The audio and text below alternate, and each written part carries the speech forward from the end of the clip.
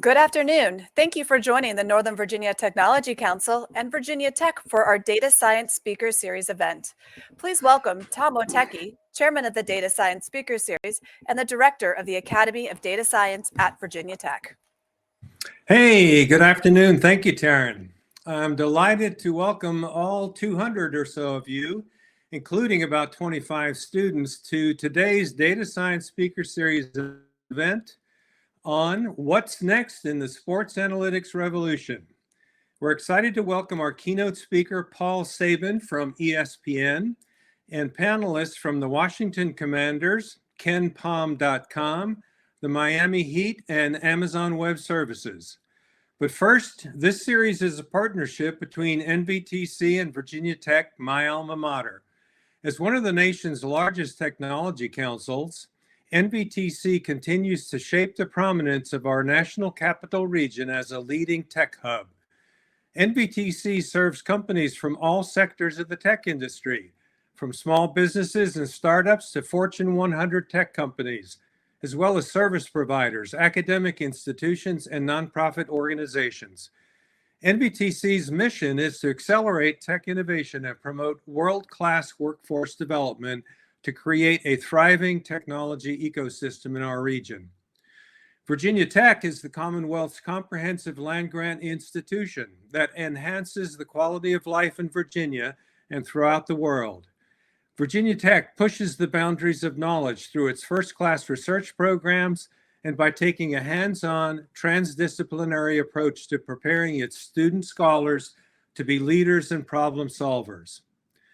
Our series is made possible by our sponsors, Virginia Tech, Cox Business, our platinum sponsor, and Click, our keynote and panel sponsor.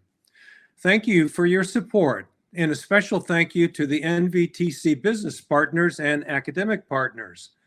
Their support enables NVTC to provide content and programming year-long, and they are Booz Allen Hamilton, Consumer Technology Association, Dell Tech, Fairfax County Economic Development Authority, Dominion Energy, George Mason University, Innova, KPMG, Maximus, Microsoft, Noblesse, Northrop Grumman, Old Dominion University, Penn Fed Credit Union, Pillsbury, SAIC, Venable, Verizon, Virginia Innovation Partnership Corporation, Virginia Tech, the policy advisor, Hunton Andrews Kurth, the marketing agency advisor, O2KL, and the PR and marketing advisor, Merit Group. Thank you all for your support.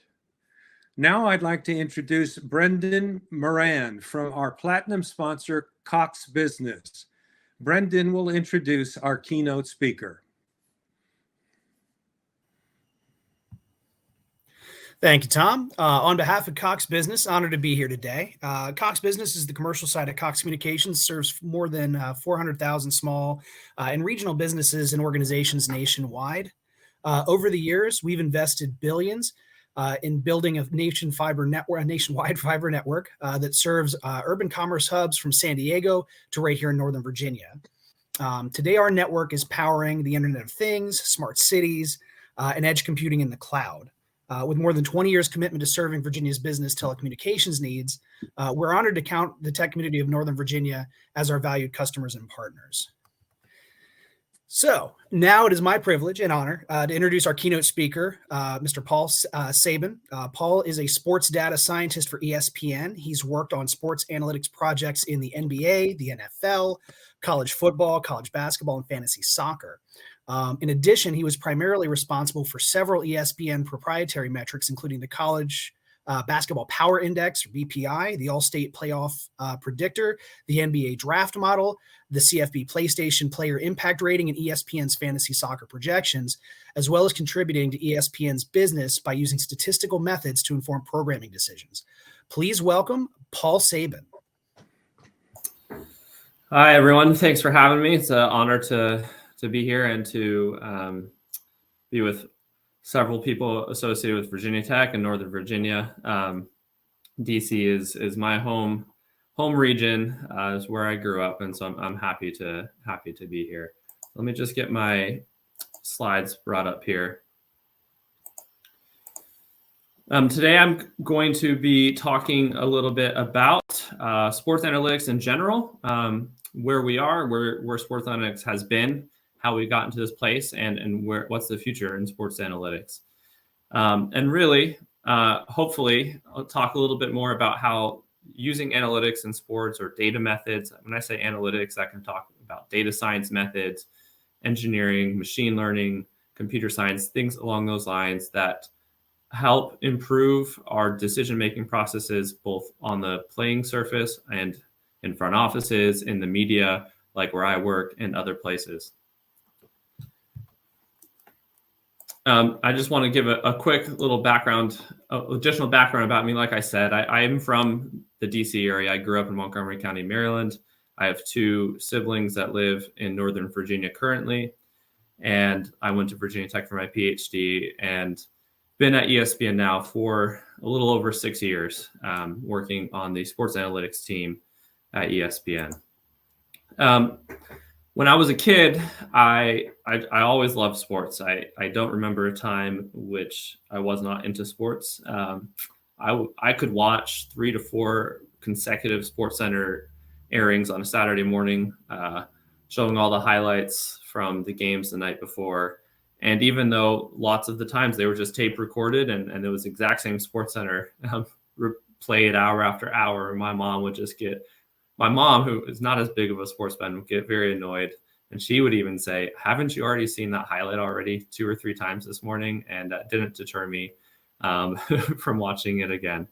And, I played sports in high school for a few years, various football, basketball, and lacrosse. And I actually gave up playing football and basketball after 10th grade. And I tell this has to do with my talk a little bit.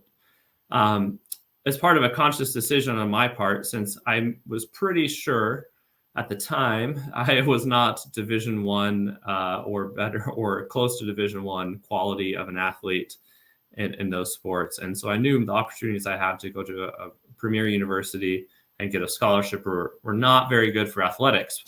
And here I give my little math notation where the probability that I was going to get a scholarship given I got good grades was much greater than the probability I would get a scholarship given my athletic ability. And I talk about that because it's just was an interesting inflection point in my young life that somehow, despite focusing more on athletics, our athletics programs in my high school were pretty rigorous. We did pretty well, won some state championships and things like that. It was very time consuming, right? So I had a hard time trying to balance AP coursework and spending hours on end after school playing sports. So I made the decision to do the best that I could in school and abruptly stop some of my favorite sports careers there. And as karma has it, I somehow still ended up working in sports, being around professional athletes on a day-to-day basis back when I was in the office, and been able to have my name on ESPN articles and things like that throughout the years. And so it was a great reminder to me that, it's always great to maximize what you're good at, and you never know where that can take you. My team at ESPN, we do sports analytics, right? We're not a huge team, but our motto at ESPN is to serve sports fans anytime, anywhere. And so a lot of times I get asked, like, so why does ESPN have a sports analytics team? And, we're not an NBA team. We're not an NFL team. We're not trying to make the best roster decisions or inform in-game decisions, but we're trying to inform the viewer about what's going on in the sport they're watching or what is likely to happen, or who has the most impressive resume and how to quantify that instead of just, and you do get this at ESPN often, you do get a lot of expert opinions giving their takes and their opinions, and they argue with each other. There's those opinion shows that we have, but then we also have shows like SportsCenter, and we also have lots of broadcasts. And really, sports television or sports media is all about the broadcast now. And so our metrics help inform people that are broadcasting games to tell stories about what is going on in the game or the players that are playing in the games, the importance of this particular matchup potentially for one team's chance to make the playoffs, or to win the championship, or maybe it'll affect their seeding in the NCAA tournament, or maybe in the college football playoff, we might know some of our metrics that I've worked on, such as the All-State Playoff Predictor, that this game might impact their chance to make the playoff. If they win, they might have a 90% chance to make the playoff. And if they lose, they might only have a 40% chance to make the playoff. And those are all differentiators in our coverage of sports at ESPN that we feel sets us apart from our competitors, that we can have these insights. And my team, the team that I work on, drives those, and we work tirelessly to get those insights on our broadcasts. So one of the difficult things about working in television, working in sports media, is that when we build complicated models that I spend weeks, months on end with my teammates at work, working on refining, fine-tuning, testing, occasionally finding mistakes and fixing them. And yet it might see the light of day on TV, and the commentator will have less than 10 seconds to really use it, because that's how short the attention is on TV. The commentator has to be able to understand what analytics we're giving them, explain it or use it and apply it all within 10 seconds. If you can't explain it, or the end results can't be used in less than 10 seconds, it's pretty much useless for TV.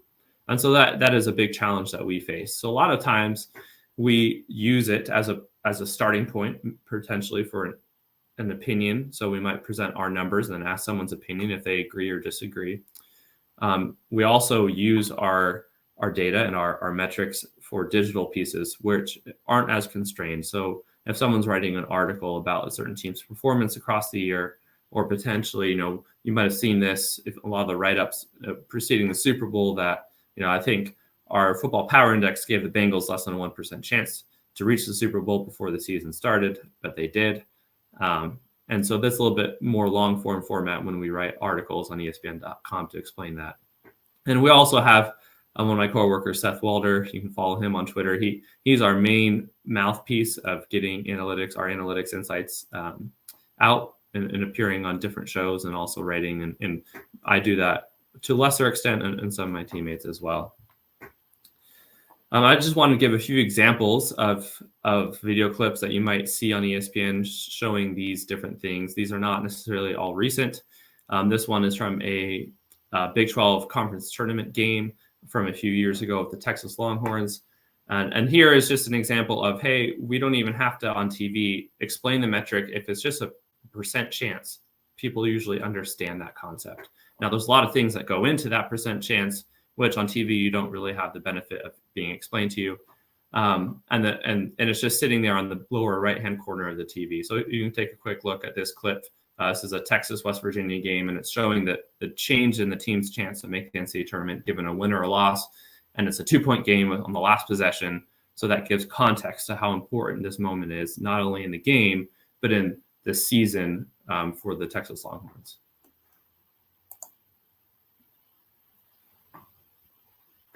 Lamont West can certainly shoot the three, and Kanate is 6 for 12 from the field. He's always a threat at the rim, so a lot of different ways this can go for West Virginia. I would expect a kind of circle cut by Carter to... Okay, so here you have the announcers talking about what they think the play that is going to be drawn up, but the viewer can look and see that little bug on, we call it a bug on the lower right-hand corner of the TV that says, if Texas wins, they have a 98% chance to make the NCAA tournament. That's based on one of my models. And if they lose, they have a 58% chance. So there you see the enormity of this possession and making sure that they can prevent West Virginia from either tying or winning the game here. In this example, this is just another example. I won't show the whole thing, but of a sports center trying to preview and build interest in a game. And not only does it show our model, our BPI models, the team's chance to win, but also shows the Vegas gambling information from Caesars. And sometimes those, will disagree. Sometimes those agree. In this case, a 33% chance to win for Michigan State is pretty close to, plus 220 odds. So I won't show this whole thing, but you kind of just see how we might use BPI in this sense. BPI loves odds Duke, giving it a 51% chance to win. Caesars also has the Blue Devils as favorites at plus 175. In the SEC, it is top 2 to Kentucky leading. So that's just another example. This was also from a few years ago. So don't be confused if you're like, oh, that doesn't make sense for the teams this year. And then here's one last example. This is a college football example where this is, I kind of talked about, our metrics can be used as a starting off point for a discussion about the situation in college football. And the nice thing that, we have so many tools here at ESPN internally that I wish we had. It's a big company and we have millions of people visiting our website every day. So the people that are in charge of ESPN.com, rightfully so, have lots of, they're in charge of the rules and what's on there and the bandwidth that they have. Internally, we can build nice things like we use Shiny apps or other internal applications that we can play around and look at our data and look at stories. So one of the ones that we do this a lot for is our college football playoff predictor. We call it the All-State Playoff Predictor. And you can select the games that you want to say, okay, if this team wins and that team wins and that team wins, how does that affect your playoff chances? And then, I wish fans we have a fan version of this now, not as maybe robust, but, you could see, if I'm a Notre Dame fan, like, what do I want to happen this week? I know we don't have a great chance potentially making the playoff, but I know if, everything lines up the way we want it to, maybe we do. And so our tools can help us see that and tell that story. So in this situation, this is from 2020. It's talking about, okay, what if these three teams win the rest of their games? Now, what does that do to the playoff chances for the teams? And then it jumps it to analysts like Tim Tebow or someone else to give their opinions. So let's just get a little wild here and start throwing out some scenarios. Like this one in particular, really interesting to me. Let's say Florida beats Alabama in the SEC championship. Ohio State wins out.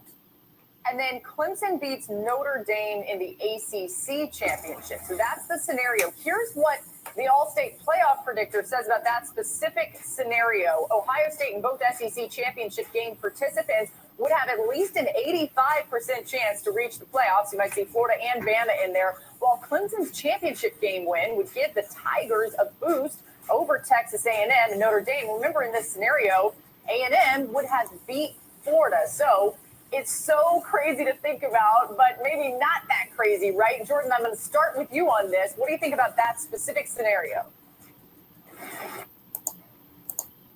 So those are just, like I said, a few different examples of how our metrics can influence ESPN's broadcast. And, like I said, so much of what we do at ESPN is never even makes it on TV because it's just, we can't explain every little metric that we have or every little data point. It's picking and choosing the most impactful moments to use them. And that's not just my team's job. It's my job to work with people who are actually sitting in on the television broadcast or behind the cameras and making decisions around those things and explaining to them our metrics, giving them access. Obviously, we can't be at every show or anything like that. So we give other people access to our data, making sure they understand it. And we give them ideas. They pitch us ideas back. And so once they kind of get a good grasp over what we do, they can kind of run with it. And then they're looking for all the different storylines that our metrics might be able to provide color to in a game or in a highlight show or whatever it may be. One of the things that we're most proud of is in college football, you probably hear a lot now, like the different conversations between, behind best and most deserving to make the playoff or things like that. And we really do feel like, our team drove a lot of that discussion internally to people like Reese Davis or others who cover the college football playoff a lot. And now that's a topic of conversation every single time they show the rankings release or they show people talk about who they think deserves to be there, and it's a constant point of emphasis. And so really, our team, we're maybe not the biggest or always most impactful, but like what we do is, can end up having a big impact. And a lot of times our metrics might show like on the bottom line, that scrolls through and shows the scores of the game or what time the games are. Our metrics will often appear on there as well. So like if I'm out, it's sometimes frustrating. I might be out to dinner with my wife and we're at a restaurant and the TV's on in the background, and there is a graphic that shows up, this team's % chance of this, and I'm like, oh, okay, like I didn't realize they were using that, or it'll be on the bottom line. And I'm like, oh, I didn't realize our model said that. I need to go check that at home. And so sometimes it's hard to get away from it, but it is a great privilege. And of course, ESPN has been a leader in sports media for a long time, and our team's only about 10 years old, and we feel like we've had a big impact on a lot of coverage. I just want to give you one more example. So if I was giving an academic presentation, my graphic might have a big subtitle like this, where it says, chance to make the college football playoff, and then subtitle, according to, a Bayesian ordinal probit regression model with subjective priors, defined by et cetera, right? And that's the full context of what the model is and how it got there and all those things, right? But of course, we're not going to show that to an average sports fan. That's way above their heads, and it's way above a lot of people's heads. And so we just say something like, according to the all-state playoff predictor. And what is challenging is that, well, people just have to trust us, that, what we are doing is sound. And sometimes we often try to put articles on ESPN.com as a reference point for people to look up and explain, but also opens up to a lot of criticism, right? Because, there's not an academic paper always, it's a proprietary metric that people can refer to and poke holes in it. And so we do have a lot of responsibility, much different than in my life as a PhD student or in academics, where, there's peer review and a lot of people are seeing what you're doing, giving you feedback, poking holes, examining your biases in your models. And largely we have to do that kind of internally and self-monitor. Where did our models go right? Where did they go wrong? We see criticism of everything we do, it seems like, on Twitter or other social media platforms. And to be honest, sometimes that has informed us about things that we could get better on. And so in that way, it's kind of like a self-selected peer review. People self-select into it. And I'm sure other times, I've been lambasted on social media for some of our work that people think is ridiculous. And I look into it and I think, oh, no, I think our work was pretty good. And so it's always a challenge to communicate that. Really, though, what we focus on in communication is getting the buy-in first internally. So we have to explain our models, invite feedback from the ground up when we're building our models. And I'll say this for like data scientists everywhere: if you're building things that are informing your company's decisions or informing, C-suite executives, what they want to do or what they think about something, getting feedback from people that have a vested interest from the beginning is very important. So in our situation, it's, okay, we're going to build this model and we want this model to be used on TV. And who's going to be using that model on TV? I want to get their feedback from the ground up, because one, it's going to make our product better. They're going to think about things in a very different way. They're not data science people. Lots of times they're former coaches, former athletes. So they have a lot of insight about the sport that, I understand football, I understand basketball. I played them as a high school student, but that's a very different level of expertise than someone who played it at a premier university or professionally. Of course, like I'm not sitting there, having Jay explaining basketball to Jay Billis, right? He obviously has a deeper level of basketball knowledge than I do, much more so. And similarly to some of our former, football players and things like that. So getting their feedback from the ground up is very important. And we try really hard to do that.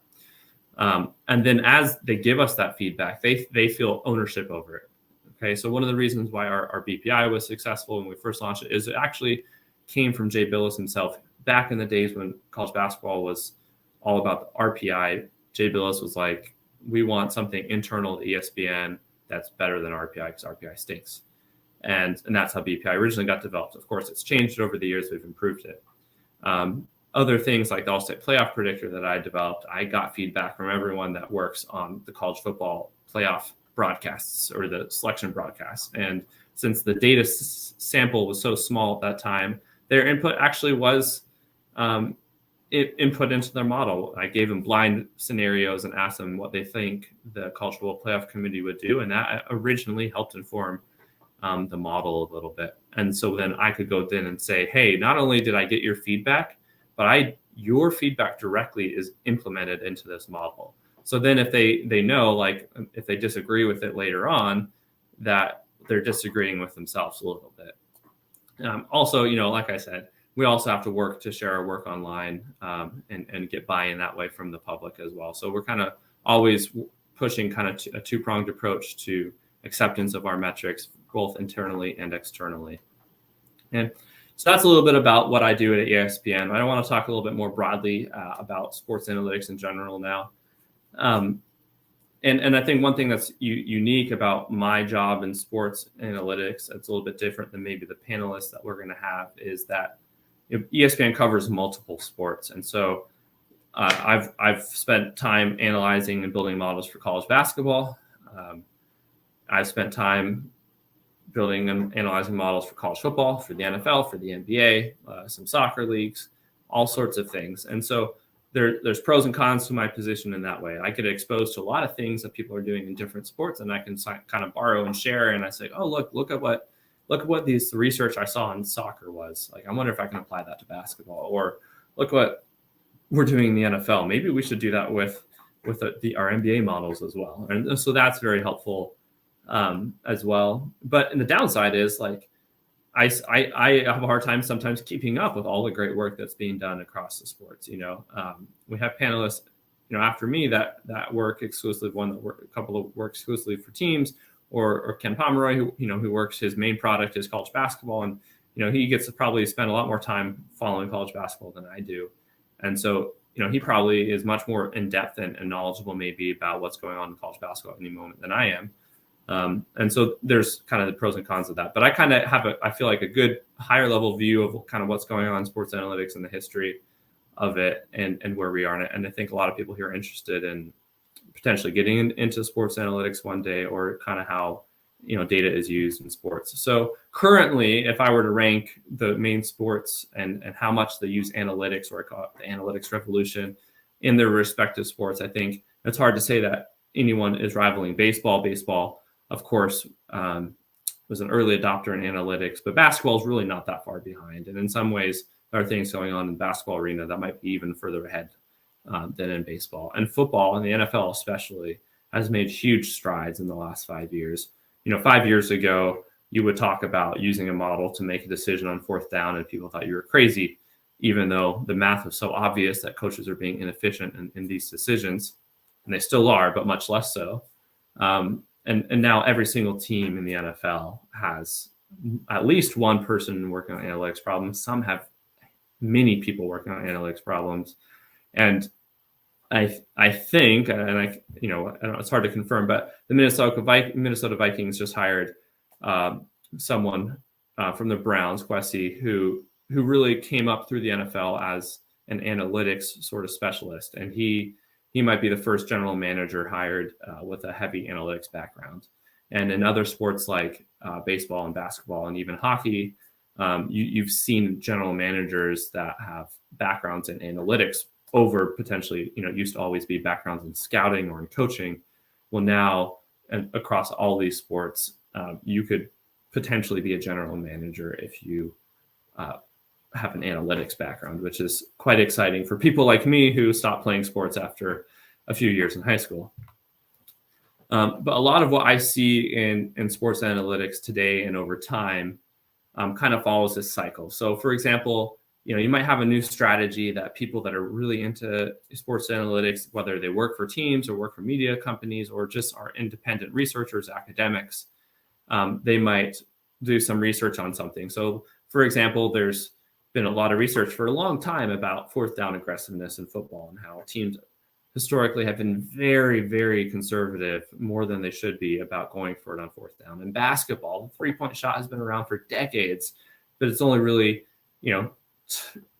exploded in its use in the last 10 years. In baseball, teams knew that players hit the ball at certain places more often than not, right, for a long time. They knew that home runs are more valuable inherently, right, because you get to score automatically. But those strategies may not have been adopted when they were first analyzed for quite some time. And usually what happens after that is you'll see one or two teams or coaches maybe start in high school or maybe starting in college, start to adopt it. They might have some success. You might see a professional coach or a professional general manager start to adopt these policies.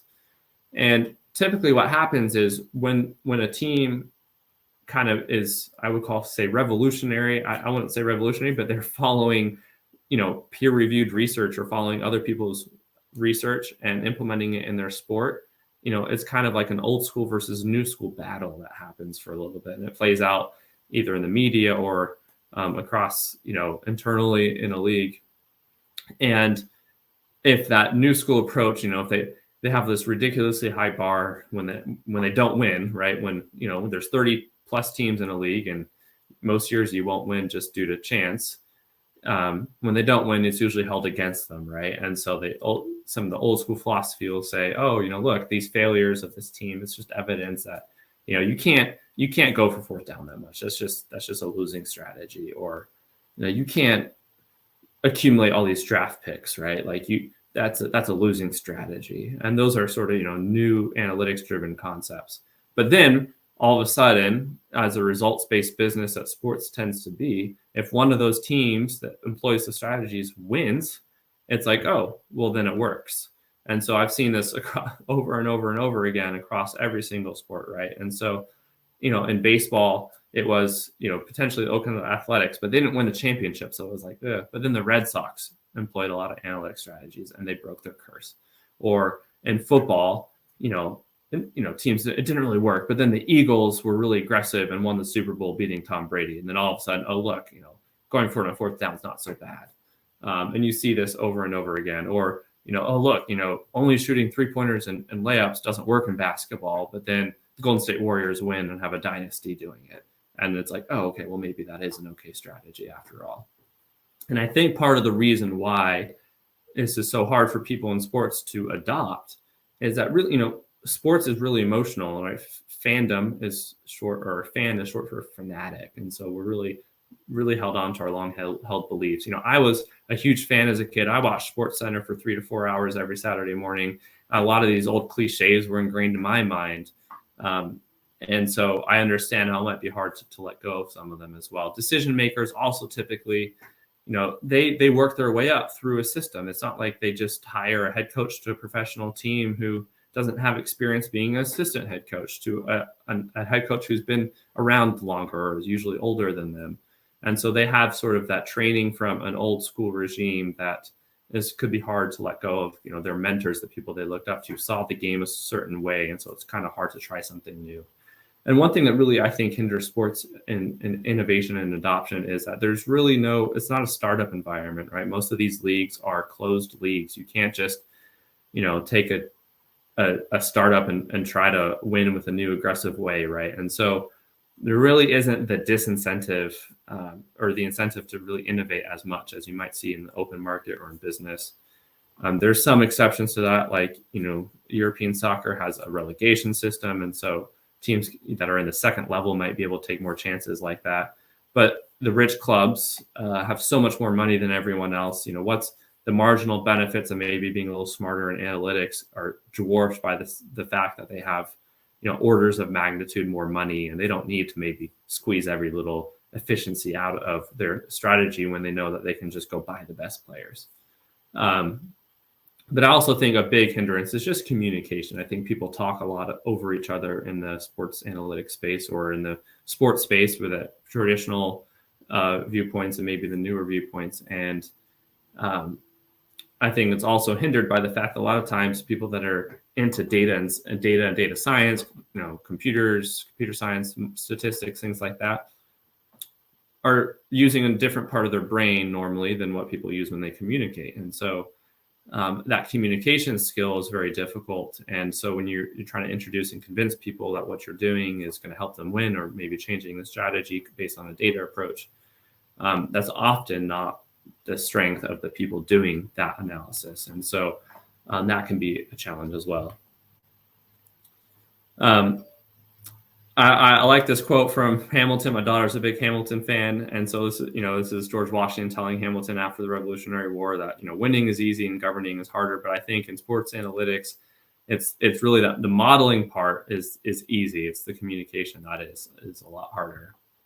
In baseball, we've gone from a long time, some of the original innovators in baseball really point back to Bill James and Baseball Prospectus. And really, some of this stuff that was going on for years before it was adopted in baseball wasn't, from a mathematical standpoint, really wasn't that complicated. It was, doing some linear regressions. It was, adjusting for things that we know are different, such as like the dimensions of a ballpark, or that, Colorado is really high up in elevation. And so maybe a home run there isn't as hard as a home run somewhere else. Or that there's luck and randomness, all right? These are statistics concepts that I was, drilled in Stat 101, right? Like how much randomness is there? And when we see something, can we say that that is beyond probability of it being random, or is that beyond just what we would expect if there is no effect, right? And so these are all really the early movement in a lot of these sports analytics movements. We're really just applying basic statistical concepts, or adjusting for biases, or thinking about the data and how it might be biased and adjusting for that. So, Moneyball was an inspiration to a lot of people. It was a great movie. I loved it. It came out before I really got into sports analytics. And, like I said, like the Red Sox, their success really, I think, drove adoption of analytics in baseball. Baseball was, I think, an early mover because the data richness in baseball was just bigger. We had the box scores for baseball. We also had like at-bat information for baseball, which really what we call that play-by-play data, which we really didn't have in other sports before. And so baseball had an early advantage in that way. Also, baseball is a little bit more simpler of a game. It's not continuously moving. There's start and stopping points with every batter, every pitch. And you can define a baseball situation by the number of outs there are times the number of possible runners on base combinations. So in any given moment in baseball, there's only 24 unique possible combinations of what the state of the inning is. And then, so building models or expected runs and things like that, and adjusting for things like the ballpark effects or randomness. And it is pretty simple because the game itself lends itself to what we call discrete information. In basketball, we didn't really have play-by-play data until the 90s, the mid to late 90s. And so a lot of this information in basketball is really lost in box scores. But some of the big innovations in basketball, and Ken Pomeroy can adjust, I think 2004 is about when he got started. But in 2004, there's also a book called Basketball on Paper by Dean Oliver, who's currently an assistant coach for the Washington Wizards. And some of the concepts in there aren't all original to him, but just thinking about basketball and how do we quantify the game. And so things like, accounting for the fact that a three-pointer is worth more. So that's called effective field goal percentage, where I'm adjusting for three-pointers are worth 50% more in my field goal percentage. Or that free throws aren't included in field goal percentage. So if you get fouled a bunch of times and you go 0 for 3 and it says you're a 0% make on your field goals, but you got fouled 3 times and made all 6 free throws, then you should adjust for that because you created points by getting foul shots. Or just adjusting for base rates. A lot of early sports analytics concepts are just adjusting for the right denominator. So not just how many rebounds did you get, but how many rebounds did you get over the number of opportunities you had to get rebounds, so offensive rebounding percentage. And so much in sports analytics is really these simple concepts that were figured out a long time ago. And I think lots of things we still see today aren't really factoring in. People talk about how many yards a quarterback had or how many points someone scored, but they don't think about, well, how many times did they shoot the ball, or what were their potential points scored, or how many opportunities do they have? And Ken can talk a little bit about his journey, but he really contributed this, and how many possessions were in the game? Like that was a huge, not just how many points did a team score, but how many possessions were in the game. And we needed to adjust for that, because a team that played a really slow style of play and only scored 50 points is different than a team that scored really high paced and scored 60 points. Well, it's probably more efficient to score 50 points on fewer possessions than it is to score 60 points on lots of possessions, and adjusting for that. And we see, in basketball, this really has come a long way in the last 10 years. And we say Moneyball is the baseball, and a lot of times people refer to analytics in basketball as Morey ball after Daryl Morey, the current president of basketball operations for the 76ers. He used to be the GM in Houston for a long time. And he, really has always been into analytics. He used to be an assistant in Boston before that as well. And this is from one of my colleagues at ESPN, Kirk Goldsberry, who's known for his shot charts. I love this. It just shows the change in, two premier scorers in the NBA, one Kobe Bryant in 2005-2006 season, and where he took his shots from. And then James Harden, who has been one of the more prolific scorers in the NBA the last several years. And, just 12 years after Kobe, where he took his shots from, and just the change of how the game is played. James Harden is taking 3-pointers and shots in the paint almost exclusively. And Kobe Bryant shot the ball anywhere and everywhere he could on the floor. And one is way more efficient than the other, despite, in Kobe's age, it wasn't viewed that way. Everyone played that way. And so analytics really drove that, and really people understanding that, shooting a 2-pointer from far away has a lower percentage, has a lower expected value. So unless you're in a situation where you're low in the shot clock or you have to get the ball off, it's probably not always the optimal shot. In football, like I said, we also didn't have play-by-play data for even longer. Some of the early innovators in analytics in football are Aaron Schatz and Football Outsiders, and my colleague at ESPN, Brian Burke, who created a website called advancedfootballanalytics.com. And like I said, in football, it was really just adjusting for the fact that yards weren't the best thing. Like, let's adjust for what's your expected value of this possession of this place on the field with your down and distance. If you improve your expected value of scoring, then that's a good play. If you decrease your expected value during the play, then that's a bad play. So this concept is called expected points added. And it's really, once again, really just adjusting for base rates, modeling base rates of scoring from different places on the field. And then using that, we can develop models as your chance to win given the score and your current expected points. And then using these win probability models, we can say, okay, what's the probability that you get this 4th down? And then given that you get this 4th down, what's the probability you win? And what's the probability you win given you punt? And then we can, or kick a field goal and make decisions on that. And that is something, that Brian and others had worked on, more than 10 years ago. It wasn't really widespread adopted in the NFL until just a few years ago when the Eagles won the Super Bowl, because they went for it on 4th down and really people thought were risky decisions, but they paid off. Their backup quarterback, who's never really been good in the NFL since or before that, beat Tom Brady and the Patriots, and because they were aggressive going for it in the Super Bowl. It was a high variance play. It might not have worked out sometimes, but it worked out for them. And I love this chart. This is from Michael Lopez, who's the senior director of analytics for the NFL.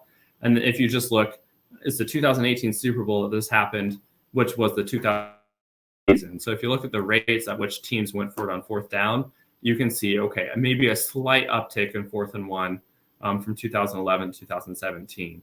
And then all of a sudden, the Eagles win the Super Bowl by being aggressive, and boom, teams go for it on 4th down the next year way more often, and on 4th and 2 way more often.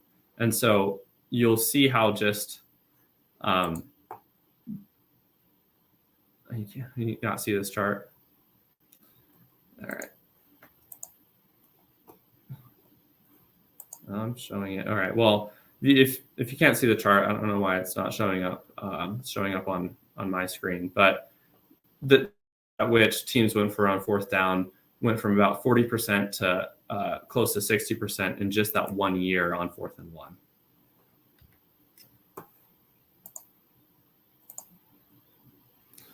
And one thing I just want to mention, and this goes to my topic of having analytics and people unite. And so in 1971, there was this football player named Virgil Carter, and he went to my other alma mater, BYU, and then he was a quarterback for the Cincinnati Bengals. And while he was a quarterback, he got a master's in operations research from Northwestern. And so in his off-season time, he wrote a research paper called Operations Research on Football. And he essentially tabulated, and he went and watched a bunch of games, wrote down the outcomes of every drive, where the drive started, and on 1st and 10, and it calculated the expected points for each team. And then he, in 1971, showed that a lot of these concepts weren't supported, that people used in football just weren't supported by data.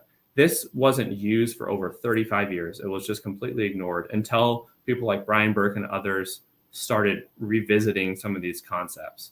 And so this concept, you know, I've talked about how this communication is key, of getting people who aren't into analytics to understand what's going on, and uniting these two different sort of approaches to sports.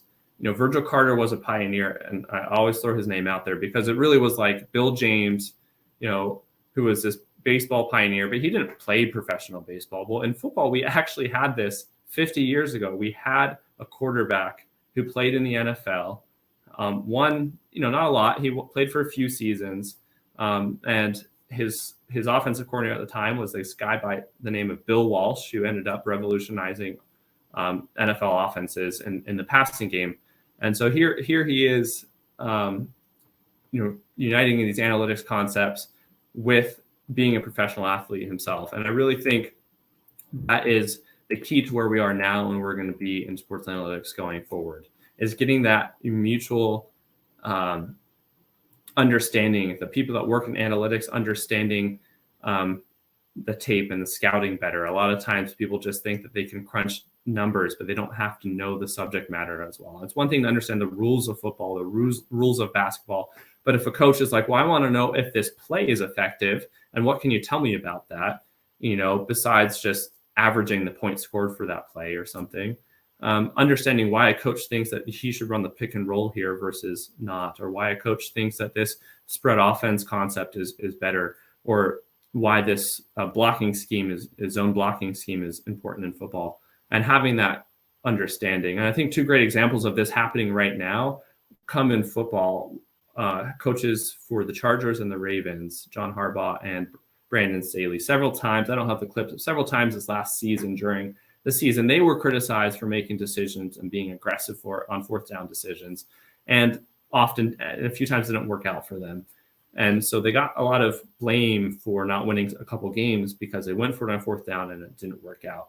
But both times they were able to stand in front of the press and say, this is why we did it. Not just because, oh, my analytics person told me. I remember John Harbaugh, when he went for a 2-point conversion, he said, well, this is the probability of us winning if we kick the extra point, and this is the probability of us winning if we went for 2. And this is why the probability of going for 2 was higher. And he was able to go through that situation with the media. And I think that is really one of the next big things in sports analytics. One of the other next big things is continuing the evolution of player tracking. And this has been around in basketball for 9 years, in baseball about the same time, in the NFL, but for about 5 years, and just started in the NHL. Player tracking is knowing where every player is on the court or on the playing surface many times a second. In the NBA, it's 25 times a second. In the NFL, it's 10 times a second. And the level of richness of that data really allows for much more than just, okay, let's adjust these box score stats or these play-by-play stats based on base rates or based on a better denominator, but really allow machine learning and other advanced technologies to really influence how we understand and how we see sports.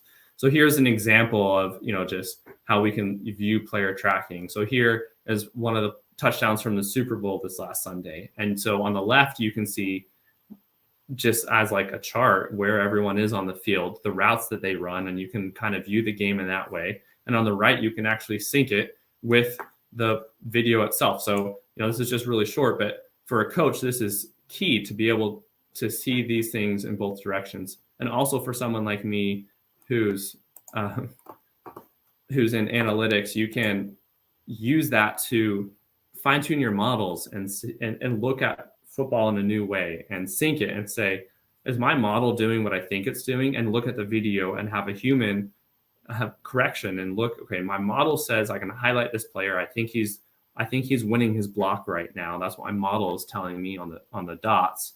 But then I can look at the video feed at the same time, and maybe my model is making some bad assumption, and I can go through and randomly sample a bunch of these, which we do at ESPN when we build some of these models, and verify that our models are accurate and they're doing what our eyes are seeing. And so that's sort of this concept of we have to understand the film, we have to understand what's going on, but we also have to have these analytics skills, and we need both. And if we don't have both, then we need people to help us learn the one, and we need to help teach someone who might not have the analytic skills and understand what's going on here so that we can make better decisions going forward. Some examples of this player tracking in the NFL, we have at ESPN, our run block and pass blocking win rates and rush rates. The NFL has Next Gen Stats. Give one of our panelists a shout out, which is powered by AWS. You always see on the commercials. And they have models for expected completion percentage and expected rush yards. And you might see on a broadcast, like they'll highlight how fast the player ran. So here's Cooper Kupp, who was one of the, I think he actually won Super Bowl MVP. And so here's his whole postseason, all the routes he ran. And you can see the green dots are the passes that I think he caught. The blue ones are the ones he didn't catch. And the ones that don't have a big circle around them they weren't thrown to him. Also with player tracking, we can do things in the NBA, like in other sports, we can augment our broadcast. So here's like a gamification. This is from a company called Second Spectrum that runs the NBA's player tracking, but not only do they identify things using machine learning, such as like pick and rolls, just based on data that they have, and they can produce outputs and reports. And I'm sure, people like Zach, one of our panelists in the NBA, he uses this. I've seen this as well. I've used this as well.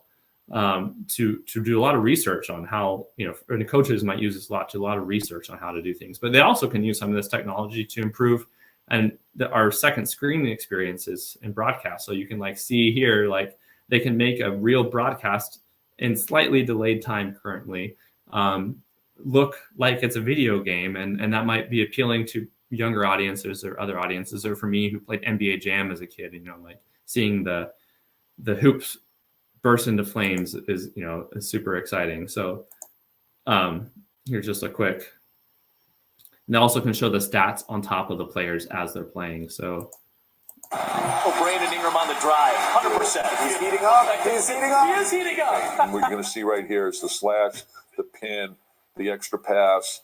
Now it's into the paint. That's a very high percentage shot. No, this gets you. So these are just some of the new technologies that are out there that are available with player tracking. I think you're going to continue to expand. At ESPN, we've done multiple different versions of some of these alternate broadcasts that are analytics focused. I'm just putting the names of some of them on here. I've been a part of the college football championship data center. So we will talk about win probability, fourth down decisions, and estimating how valuable players are. NFL in the playoffs, we had one game, an alternate broadcast. It was betting focused, but we also used a lot of analytics. We had some of these second spectrum broadcasts in the NBA a few years ago. And then in Major League Baseball, a few times a year, we do a StatCast broadcast. So we'll show things like, overlay on the baseball surface, where each batter hits the ball percentage wise, or as the runner or the outfielder is trying to catch the ball, it'll show the probability he's going to catch it from the time the ball was hit until whether or not the ball hits the ground or his glove. And I also think there's more rich data sets that are yet to fully be captured, such as pose estimation. So right now, most of this player tracking is on where is the player. In the NFL, we know where he is and where he's looking, or where his shoulders are pointed. In the NBA, we just know where he is. But there's been some early work and not just knowing where he is, but he or she is, but knowing where are their arms, where are their legs? How is this pitcher pitching? Is this angle that his arm's at going to hurt his elbow? And preemptively maybe trying to teach players to have less injury prone positions. In college sports, getting a lot of this data is hard because there's not one governing body, right? Each conference might have their own deal with a different data provider. And so some companies are now trying to just use the broadcast video it's not as good and accurate, but just use computer vision to know where the players are at every time. There's so much in player and health and science that is yet to be done, and improving with some of this more accurate data, helping with injury prevention. And right now you'll see so much more has been done on teams on knowing, okay, how exhausted is this player? Should we keep him back in practice? Should we let him rest a little bit more? How far have they run in practice? Things like that to help manage workloads and prevent injuries. But I think there's so much more to do to that. One of the more interesting problems I think in sports that I really don't think has been answered very well is like cohesion. So usually most models we do in sports have to do with, we assume players are somewhat independent or that the team is the sum of the parts, but we know that, we usually know that certain players have different skill sets, and how good do these skill sets go together? Is this person better at, does he make his teammates better, or is he just a good player himself? And there is a lot to be done, I think, in those aspects. And then lastly, it's just adoption. So, getting fans to understand what's going on in sports a little bit better. I see all the time, fans just don't understand why a coach might be making this decision. And when I'm watching a game, I'm like, well, yeah, of course, like the data is like 100% like on the side of him going for it on fourth down here. And I'll have friends text me like during a game, like, oh, was this the right decision? And I'll be like, well, yeah. Or I'll be like, well, no, like they should have been more. They're like, I can't believe he went for it on 4th and 3. I'm like, well, he probably should have gone for it if it was 4th and 9. And that's what the data says. And so educating fans and getting a little bit better and getting everyone more common knowledge of how we can understand sports and sports analytics. So I'm going to stop there. I think there's time for 1 or 2 questions. Tom, is there someone that is sending me those questions, or do I just look at the chat?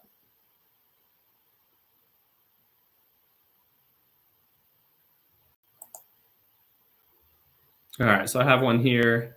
Yeah, Paul, I'll relay the questions to the panel, but go ahead. Okay. You see the question from Natalie. Right. Yeah, I have one question here, and I was asked about men's sports versus women's sports. And yeah, so I should give good examples of, I did give a lot of examples of men's sports, which I apologize for, but I do think a lot of this stuff is happening in women's sports. And unfortunately, the business and the money doesn't always flow through women's sports as well as it does for men's, which is something that we've been trying to change. And I know we have metrics for, women's college basketball, which we're working on right now, and WNBA, which we're working on right now. A lot of the nice things are such as like the WNBA and the NBA, when they share the same arenas, like the WNBA can use the same technology, but I would love to see more of an investment into some of these things in women's sports.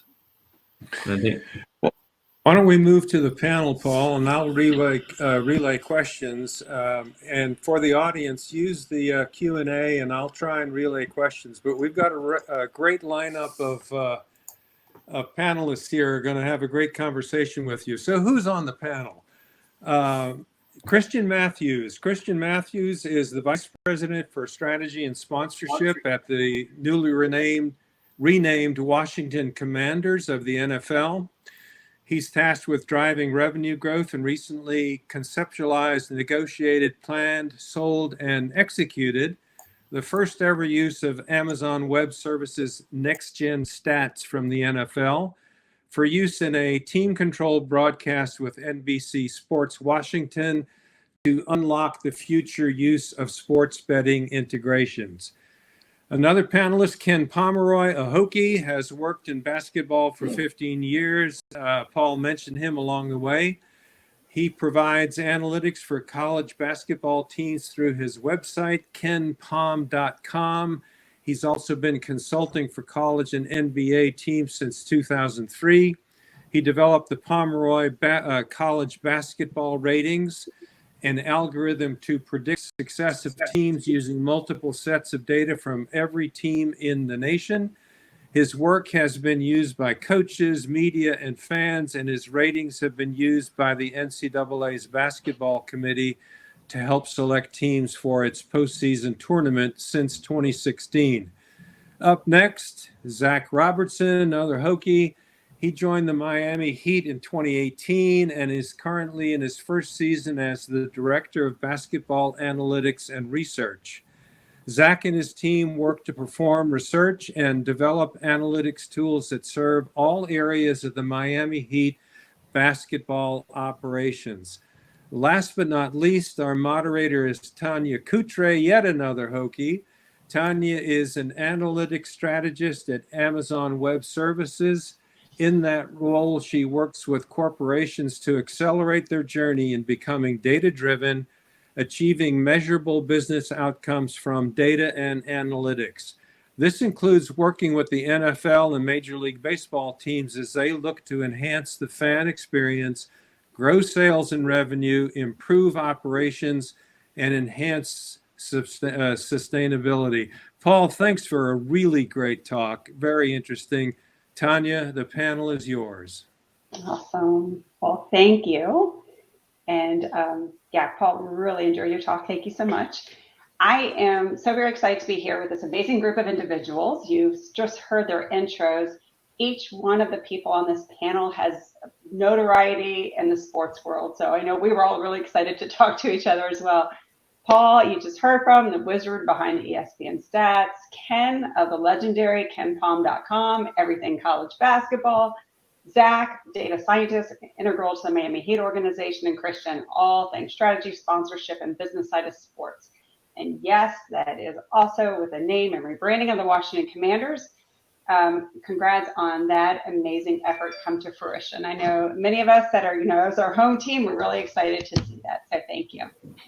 I myself have the benefit in working in many aspects of sports analytics. So as an analytics strategy leader for AWS, I get to work with teams on-field analytics, off-field, or I should say off-court even, sports analytics.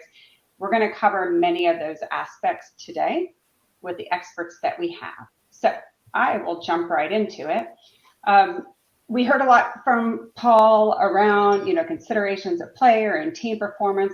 I was hoping to do just like click down into that a little bit. And, Zach, I might pitch this to you on first in terms of data sources that you use. I mean, give us a sense of the amount of data that you're working with, because I know it's really voluminous, maybe some of the data sources, some of the volumes of it, how you sift through it, right, to pull out those valuable nuggets versus screening out some of the noise.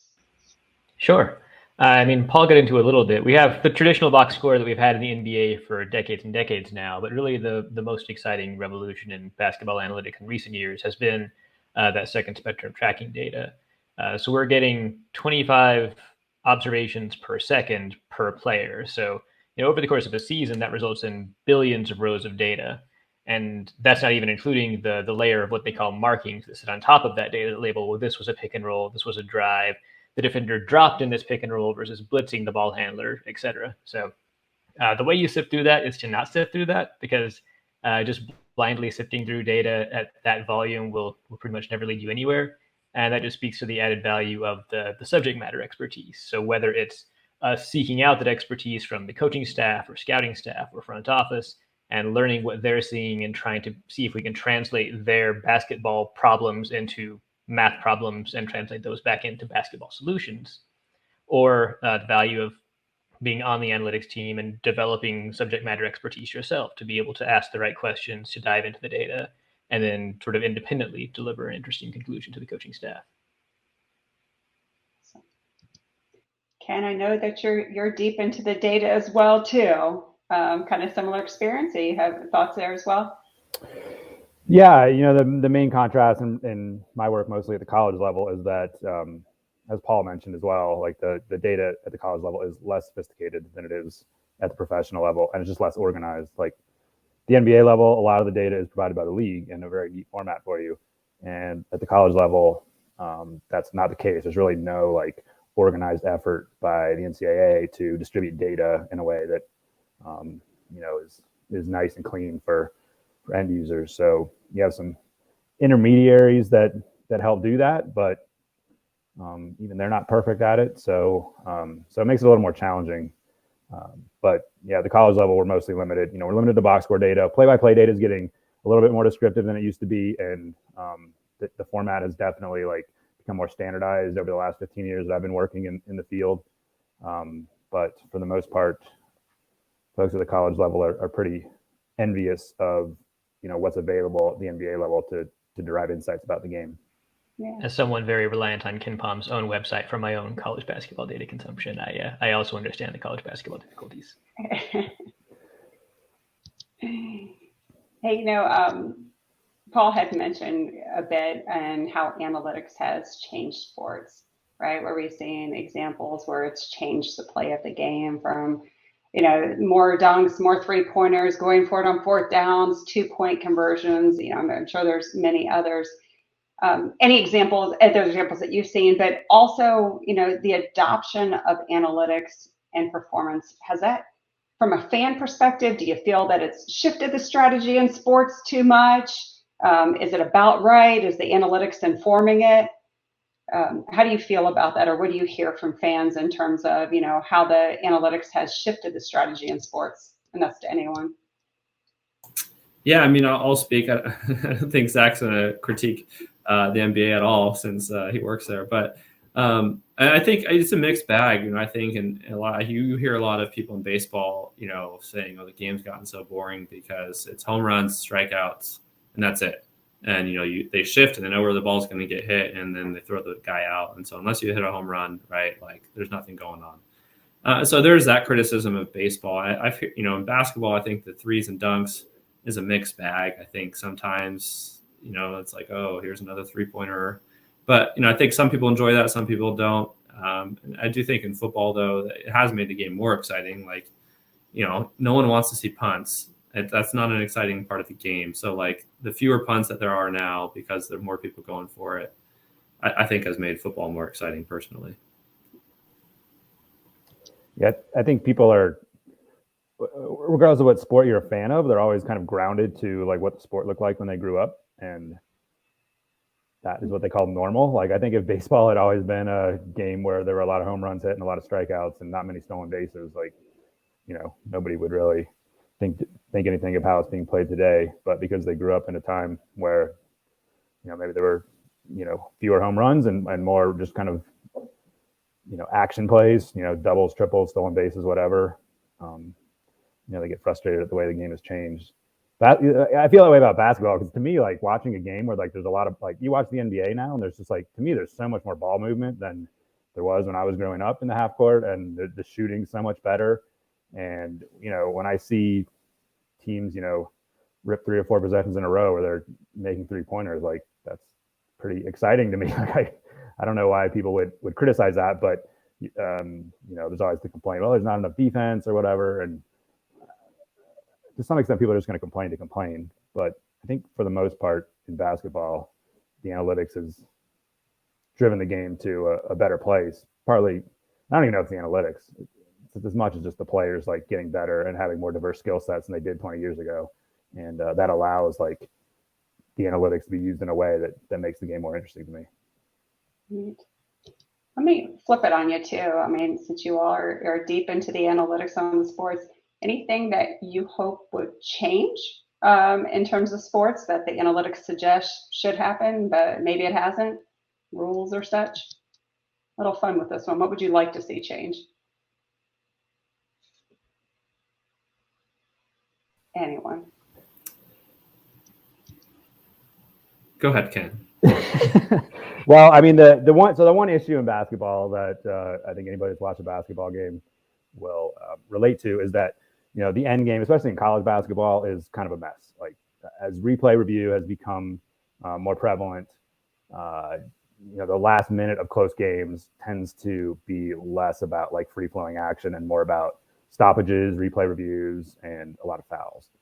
And so I guess one of the solutions that I'm sure people out there are familiar with is something called the Elam ending, which has been used in I think most notoriously in this off-season tournament called the basketball tournament, which features a bunch of like mainly ex-college stars who are kind of fringe professional players, which fills some good viewing time in the summer if you're looking for some basketball watching. It's using an all-star game a couple years ago or maybe last year at the NBA level. So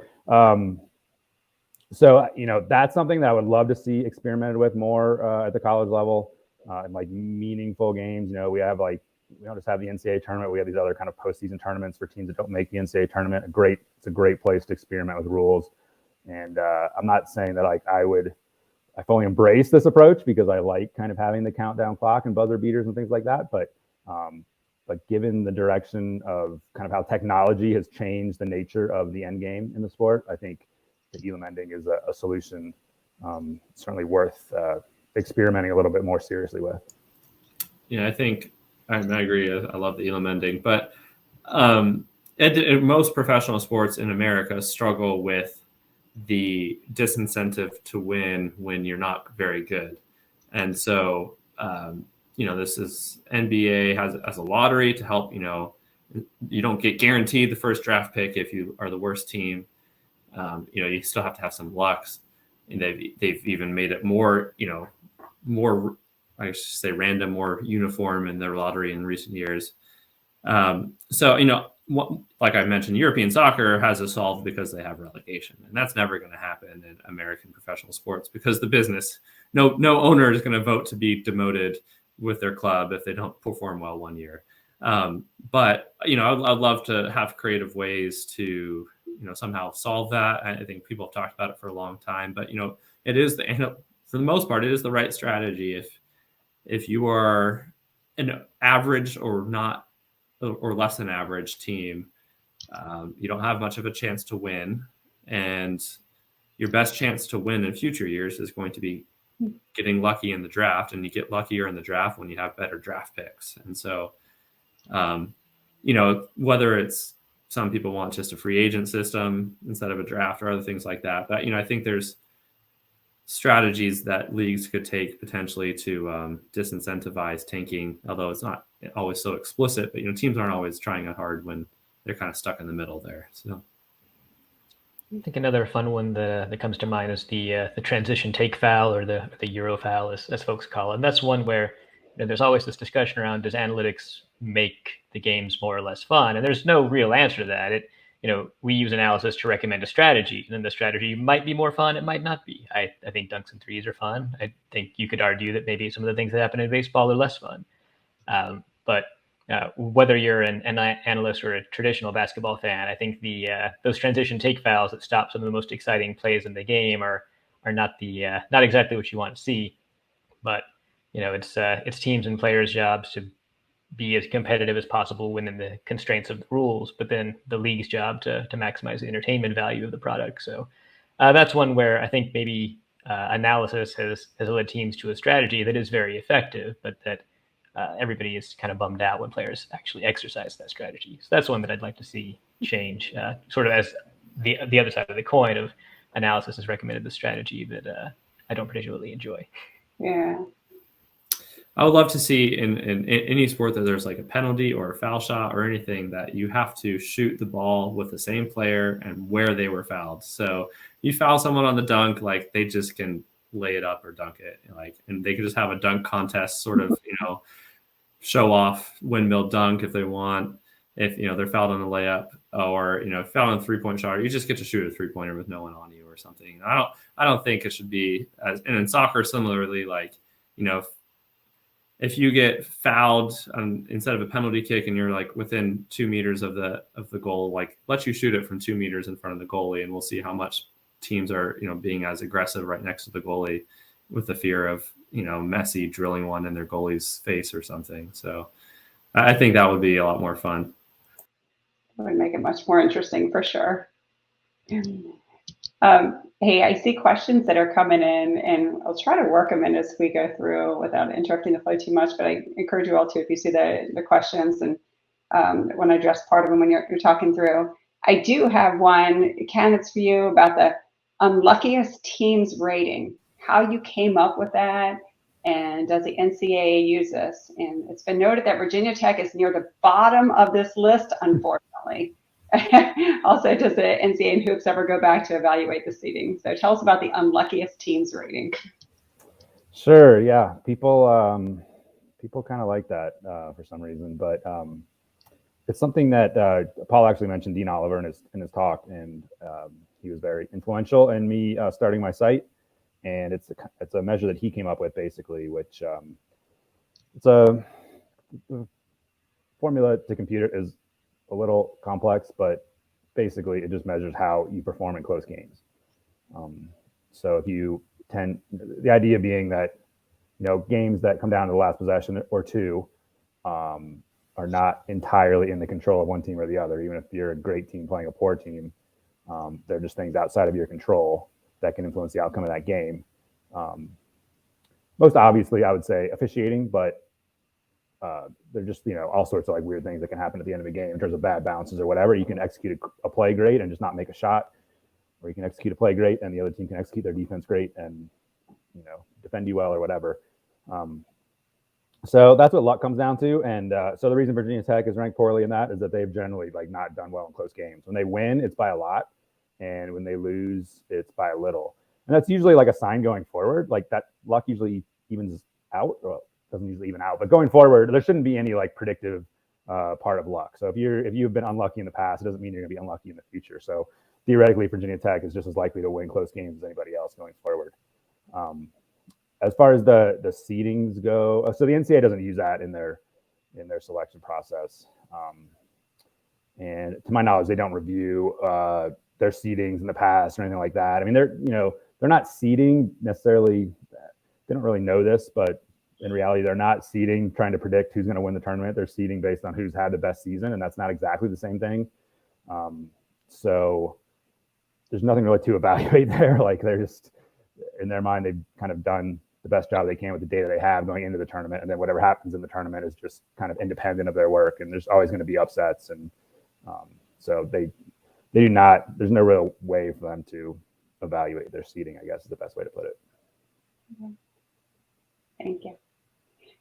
Let's shift a little bit to kind of communicating insights that you all provide, right? So Paul had mentioned during his talk, that a commentator, would have 10 seconds on TV to be able to communicate concepts, right? So you all are working with models that are very intricate, and I'm sure, there's so much you could be sharing, but when you think about who your audiences are, right? The fans, the media, the coaches, those are all different audience, different consumers of the information that use it differently. So talk a little bit about those different audiences, what they're looking for, the type of questions that they're asking, and how you effectively have found to communicate the information. And Ken, we can start with you on this one, Ken Palm, right? Because you found very effectively over time how to communicate basketball rankings across a variety of audiences. So tell us a little more about that. I think like regardless of who you're communicating with, you're almost always communicating with somebody who knows less about analytics and algorithms and things like that, statistical methods than you do. So you have to kind of come up with a way to speak plainly about this stuff. And like, I guess I first learned this, I was a meteorologist in a past life. And, when I first started working in the field, I was working in these small towns, and like the reporter from the newspaper would call you up and ask you like, well, what's going on with the weather? And I'd, give some really complicated quote about terms that, the interviewer never heard of. And, so I didn't communicate things very well, and I'd read the newspaper article the next day, and like there'd be some quote attributed to me in there that like made no sense. Like she completely like garbled what I was saying because she didn't understand what I was talking about. And I quickly learned that I gotta speak more plainly and just not try to impress people with technical terms. And so I find the same is true in the work I do now. Like whether I'm communicating with the media or the fans or even like one of my peers, it's like it's just important to communicate as simply as possible. I think Paul pointed this out in his talk, but like a lot of the stuff on my site is not super complicated. A lot of it's just, percentages or one number divided by another or something like that. So that really helps like to make things pretty easy to communicate about. I think also like, I got a lot of practice like writing on my blog and communicating in that way. And probably a lot of people in the audience here are from the DC area and maybe can relate to the fact, I didn't take any journalism classes in college, but every morning when I woke up in, elementary school or high school or whatever, my mom, put the sports section on the table, and I was reading Tony Kornheiser and Michael Wilbon and John Feinstein every day, and that's kind of how I learned how to write. And so that served me well, also. But it does take practice, and I think like just practicing, just writing a lot or just communicating a lot, like you're naturally going to figure out like what works and what doesn't, and you kind of pay attention to what people are responding to, you can eventually improve to a point where you can be an effective communicator.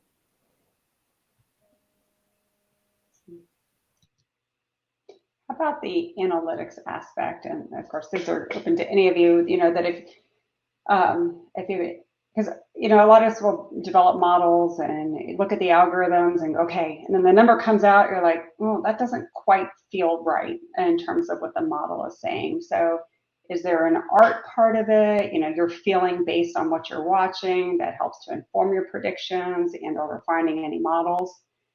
How do you include that part of it, kind of the human in the middle part as you're doing models? Any metric has to be the right level of surprising, right? Where if it totally conforms to the eye test that you had going in, then it hasn't actually had any value. But if it totally rejects every idea that you had going in, then it's probably not entirely accurate, right? So I don't know. There is definitely an art to it, and an amount of just taking it to get other perspectives on it and see if it matches other folks' viewpoints on the issues. Because I don't know. I don't think any of us, even the most analytically inclined, advocate for making a model, sorting the spreadsheet, and saying this is the exact ranking of how all players and teams should be decided moving forward. So there is certainly an art form to it, I think. I'll chime in from a different angle, completely actually. I sit in like the sponsorship partnership side of the business, as opposed to like the on-field product, and we're working constantly with businesses, local, medium, large, international sized businesses that are trying to utilize us to help market and sell their products. And we routinely try and think about, okay, whatever asset that we're pitching to company X, is this the right asset to fit into what we want, what the goal and the objective of the company's about? So take example, selling a car. Yeah, they're looking for mass exposure, but if I could, segment down that we have 200 people, for example, that are actively raise their hand that they're in the market for trying to buy cars, that's a lot more of a target-rich environment than pushing it out there to 2 million impressions that a sign might get as part of a television broadcast. And those are the type of things we're constantly thinking about. So it's not as much, the algorithm side of things. It is more so, Tanya, to your point, like the art of blending it with the science and then taking that back to a partner saying, we believe this asset's going to work and here's why, and we're going to prove it out to you on the back end. Fascinating. I do want to get more to the business aspect of sports analytics, kind of the off-field sports. And I see there's questions on that. And I also see there's questions too around career. So I want to make sure that we get to those.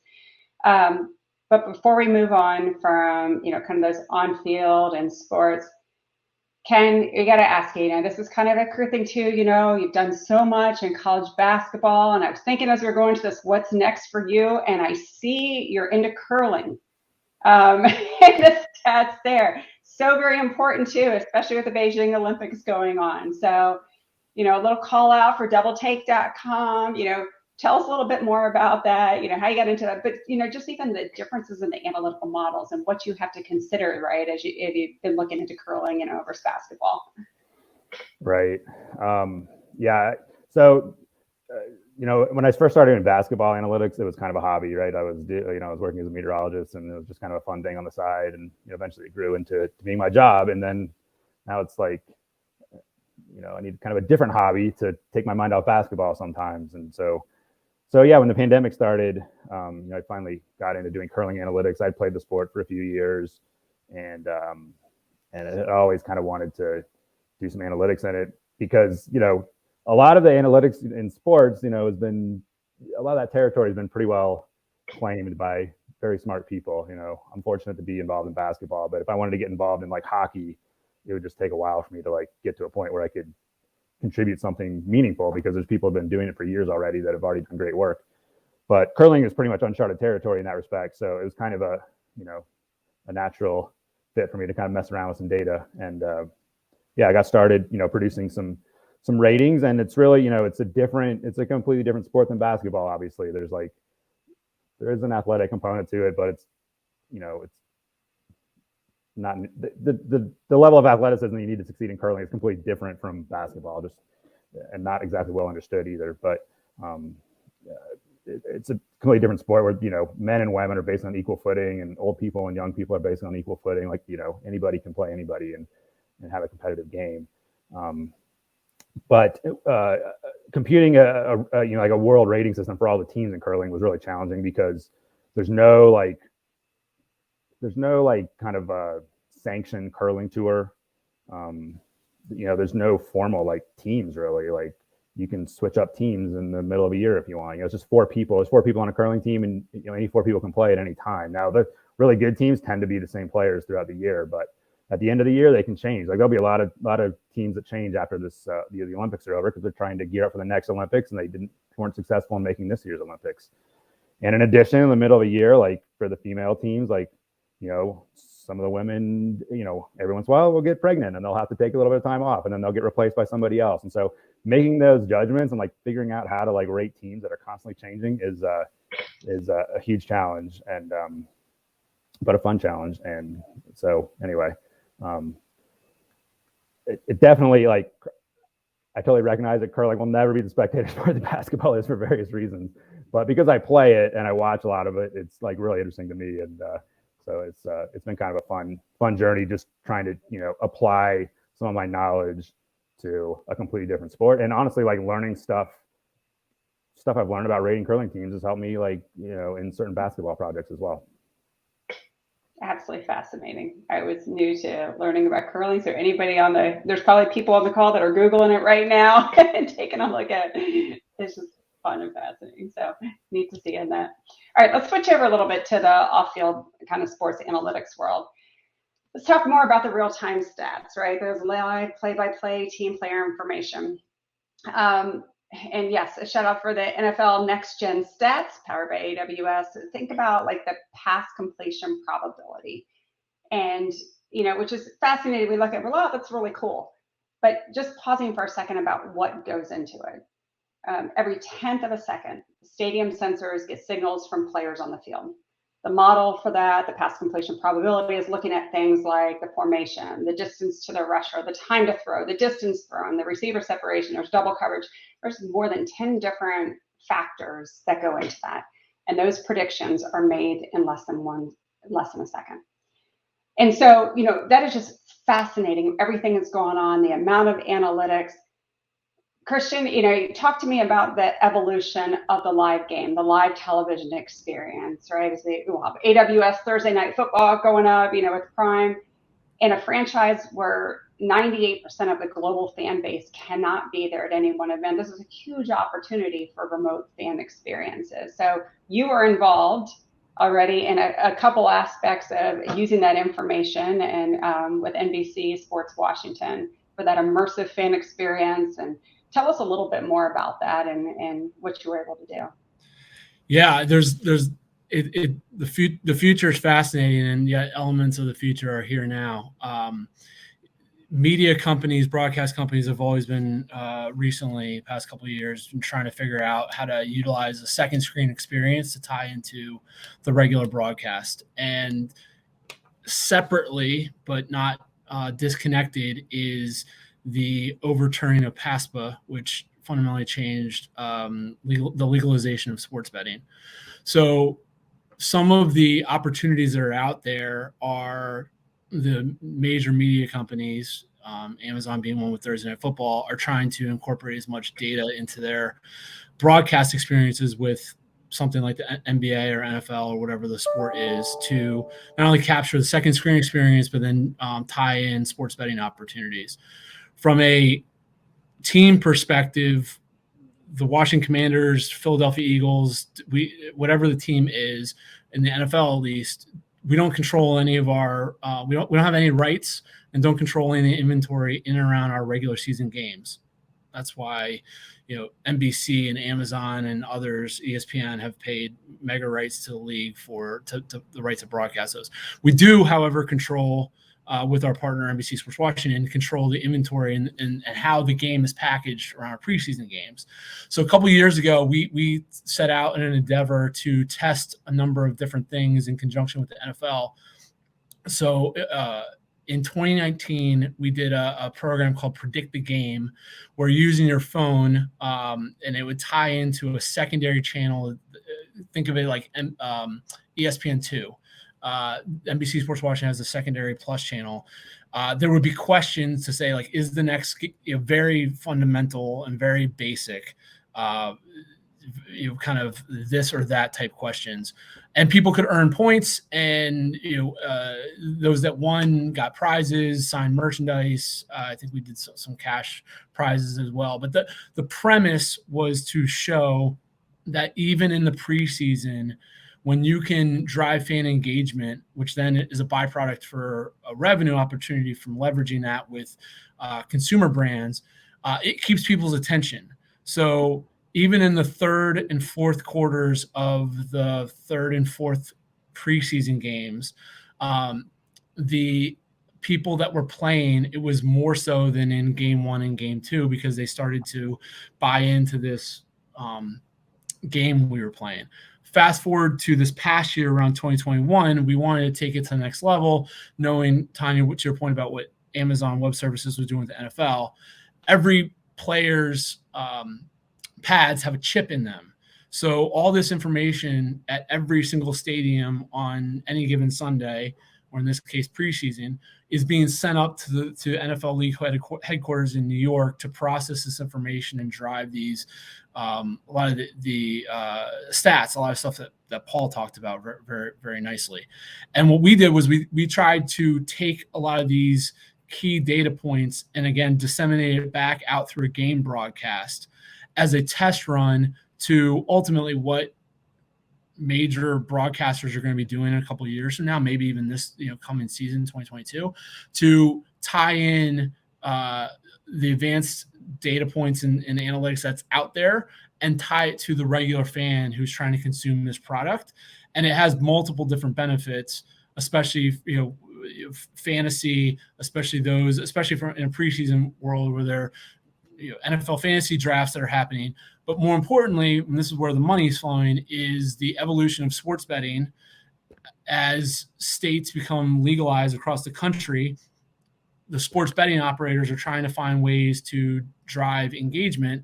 And the focus has traditionally been on your traditional bets like over under or money line or the spread. And where the real money is going to be flowing is in in-game betting. And I know I'm talking a lot, but there's a lot here. But in-game betting is when you can make a bet anytime throughout the course of the game.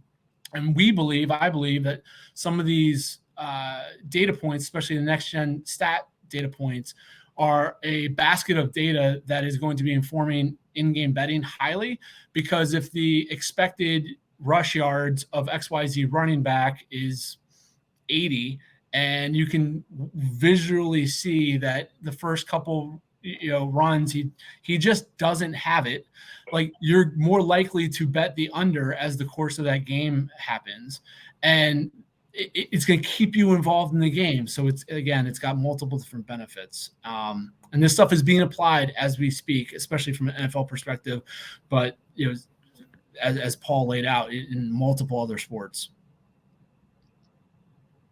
So you think, so does it look like in the future we're going to have a second screen, we're going to have an app that we're on to, where we have a gamification, we're betting as well? It's really going to be an immersive experience, if so. I think all the leagues would be whatever sport it is would be happy if that is the case. The more you engage with their broadcast and product, the ultimately the better it is for the sport.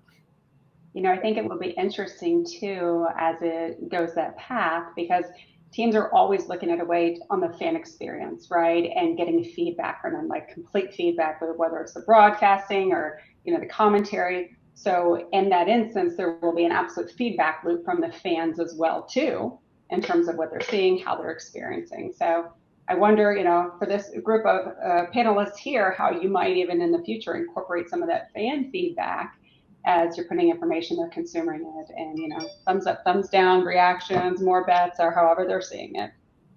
So that'll be interesting. Your jobs are going to get even more data rich, those of you that are working with hands-on with the analytics. Other thoughts from you all from the future of where you see this going with a live play-by-play action, the potential, the sports betting as it becomes more prevalent. This is a very exciting area for a lot of people. Yeah, I mean, I'll say one pet peeve I've had. Oh, sorry. Go ahead, Paul. No, you go ahead. One pet peeve of mine as it relates to basketball analytics is the reliance on the box score, where even people that don't care for analytics, if you ask them to say why a player is good, will probably say their points, rebounds, assists, and field goal percentage. So, at some point we're all using stats. It's just some of us are using some newer stats and some of us are using some older stats. And I hope that more of this second spectrum and tracking data will help us get away from the traditional box score. Well, one of the advantages of the box score is that it is real time. That, for better or for worse, we absolutely know how many points, rebounds, and assists everybody has all the time on the court. But we don't necessarily know a player's individual pick and roll efficiency at any given moment. And I think we're trending more in the direction now where we're not just getting those observations hours after the game. We're getting more of those close to real time. Fans are having more access to that information. We're going to be able to make better observations than just using traditional box score stats. So I think that's one way that real-time analysis can help not just us on the basketball operations side, but help the general discourse around the sport. Yeah, I mean, like Zach said, and that really has changed. I know we've dealt with, from a broadcast perspective, the lag and potentially the player tracking data. On the NFL, technology is a little bit faster in my experience than the NBA's. There's also less, it's only 10 frames per second versus 25. But, we've been able to try to work some of that in, and I don't know, I'll say semi-real time. So nice thing, also one of the nice things about football is there's more natural breaks, right? And so, that's why I think football has always been a very American, well TV presented sport, because it has a natural breaks, and every play is defined, and then there's 30 to 40 seconds at least between every play.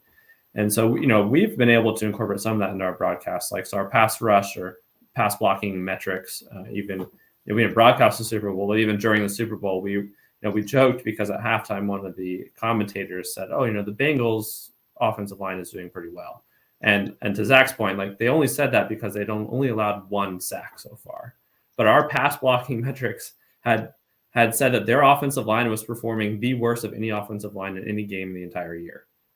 And we saw in the second half, they allowed 7 sacks, like, in the last 2 minutes or whatever, right? So, like, having that information more real time is going to be key to educating fans and having a better analysis in the game. And I think it was no surprise to me watching the Super Bowl, knowing that we had some of these metrics that, like, the Bengals aren't going to keep Joe Burrow protected. Like, they're just not. They got a little bit lucky. He had to get rid of the ball really fast. And even professional commentators are still very reliant on, the traditional ways to look at the game. And they don't appropriately, it's our job really, I think, to educate people on luck and variance. And, that is the main role in my mind of analytics. It's just quantifying randomness and luck and variance and communicating that out. And that's a very hard concept for, everyone is biased to be results oriented. And so even for us as people who do this for a living, I think we still have a tendency to, there's been great research in psychology about this, but, we still have a tendency to be driven by results. And we all have to educate and do better. And these stats will help us be better and not just be results based, but okay, how is the game actually unfolding live in real time? Yeah, I'll give a plug for basketball. It feels to me like basketball media has been generally quicker to embrace new statistics than football media has. Like, I get really frustrated watching football games, especially at the college level, where there's hardly any talk about, advances in, like, our knowledge about fourth down decisions and things like that.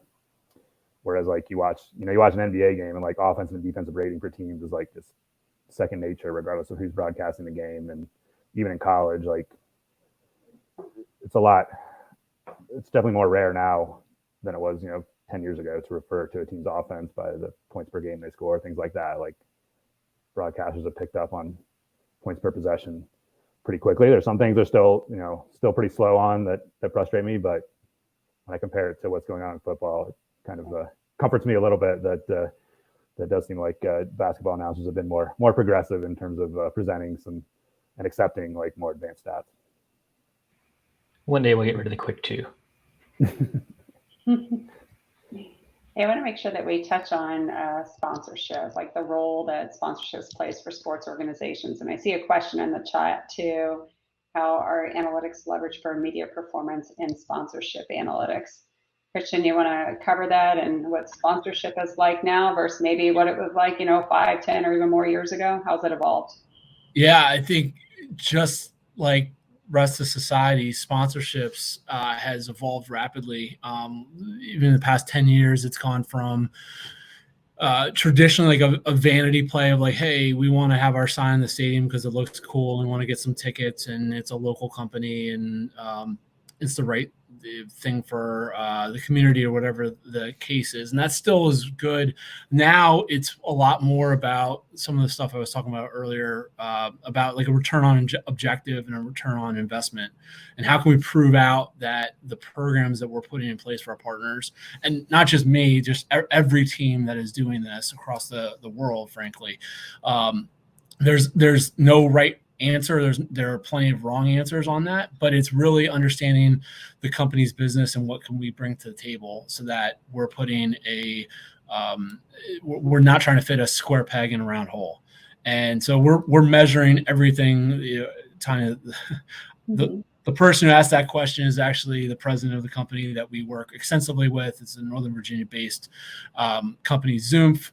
They are a social data analytic measurement company. So we're using them extensively on a lot of what we're pushing out there, whether it be from social, whether it be, when ESPN is broadcasting a game, the signs, and we're even thinking about, and again, it's not just us, this is industry wide at this point, but it's like a company's logo. How does that appear on television? And is it cleaner on their burgundy background or on a white background, and like what looks better on television so that logo pops? And then what can we do to leverage that to tie back to a social media campaign or a sweepstakes or something that really ties in? Because ultimately every single brand that's spending money in sports, what they should be thinking through is how can they work with a property like a team to bring those teams' fans closer to their favorite team. And the brands that do that well see massive success. And that's why sports will continue to be a major opportunity in the marketing and advertising world from a revenue standpoint. There's a reason why Super Bowl commercials go up every single year, because the attention of people watching that, and then examples like we could talk about. You're in my soapbox. I'm on my soapbox now.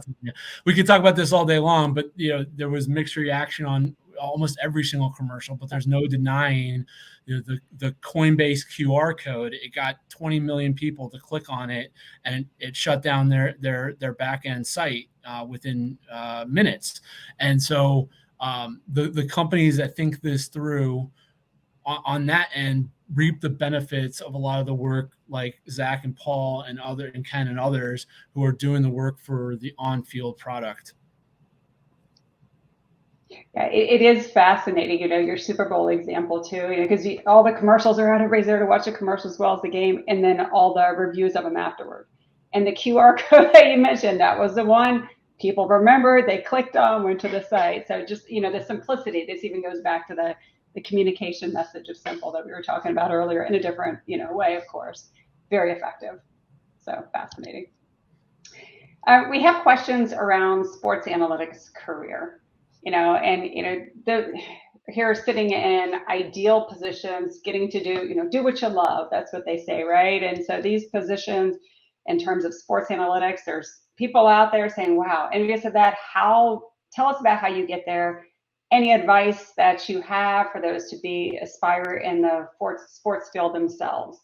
Can you start us a little bit about your start in meteorology? Zach, do you want to tell us a little about your career path? There was a question specifically in the chat as well, directed to you.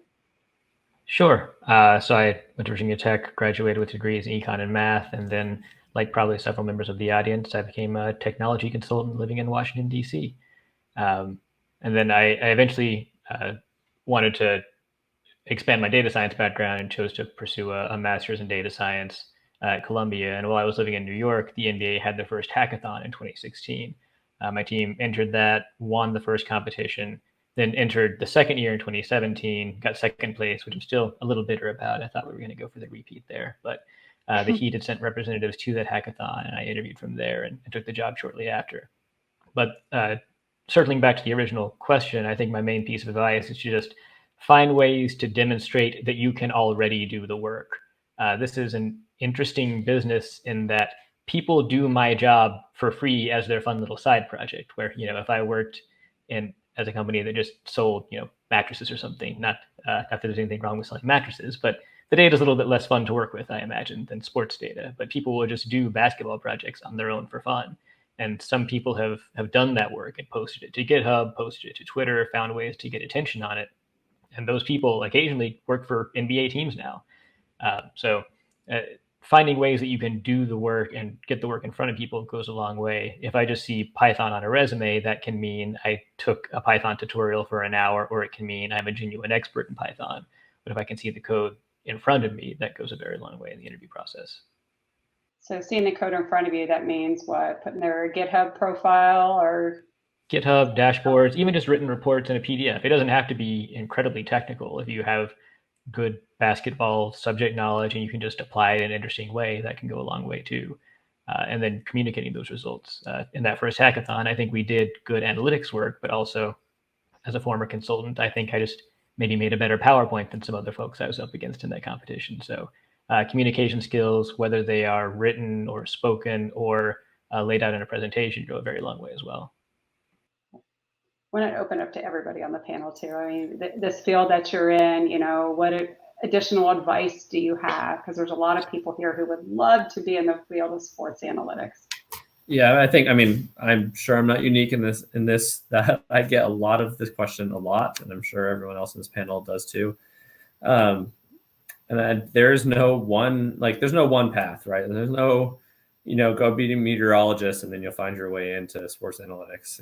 My sample size is pretty strong on that one. So, there's no one path. My background was very traditional. I didn't say traditional. I was very, I studied statistics in school. I kept studying statistics in school until I didn't have any more time to study statistics in school because there's nothing else to do.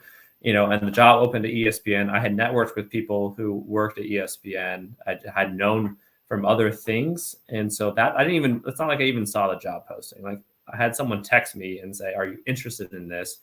The guy I know, that was Ben Alamar at the time, is looking, they're hiring someone. And so that's how I even got introduced. And, through the connection, he's like, hey, make sure you look at this guy's resume, right? And so, that can go a long way. There's so many resumes that are sent into a job. If you can at least have someone flag your resume, so at least look at it, your odds go up a lot. And so I would just suggest, like Zach said, do your work, get it out there, and make sure you refine your skills. I think sometimes I've also seen people that really want to get into sports and they want to take a shortcut. There's no shortcut. You can do work publicly, but you also have to have really good technical skills and good communication skills. And so you need to work on those, and then you need to apply it. And like Zach said, there's really no incentive for a company to hire someone who has only ever done projects in some other space, because they can hire people and see their work in sports. And so there's, in my perspective, it's a good hiring decision. And there's less variance when you can see, oh, I know this person knows how to, do basketball analytics because I've seen him do basketball analytics. I don't have to take more of a risk on someone who I know can do good analytics somewhere else. And so make sure you get that work out there so companies can see that. I'll supplement on what Paul just said, because I think it's spot on. He said something that I thought was a key word. I think networking is crucial. We're all taught networking. The sports industry is like anything else. It's very much of understanding the landscape. To Paul's point, building relationships with people that you're not even directly, hey, I'm trying to find a job from you immediately. Like networking can pay off years down the line if you go about it the right way, especially if you're a student, you're trying to figure out your first opportunity. There's no reason to just because you didn't get a job at XYZ company doesn't mean you should stop a relationship with people that you met there along the interview process, because people move around, jobs open up. Like, this is the especially in a post-COVID world, working remote, like there's a lot of power to networking. And I have found, like, what Paul said, I'm sure all four of us have all, and Tanya, yourself, have all gotten, in cold inbound, the cold emails from people. Like, I'm always happy to try and help out wherever I can. But I think you have to understand, to the point about being technical, I think you have to understand the landscape and like what the ask is, as opposed to, hey, I want to work in sports, or I want to work in sports analytics. Yeah, the only thing I'll add is from my end, as a person who mostly deals with college basketball data, it's a pretty regular experience to see somebody do a really neat project related to college basketball, either like adjusted plus minus, or a draft model, or some like cool visualization. And it's something that like really helps my experience as a fan or someone who's into analytics. And then like a month later, that project disappears from the internet. And the reason it disappears is because somebody in NBA front office saw it and hired that person to work for them.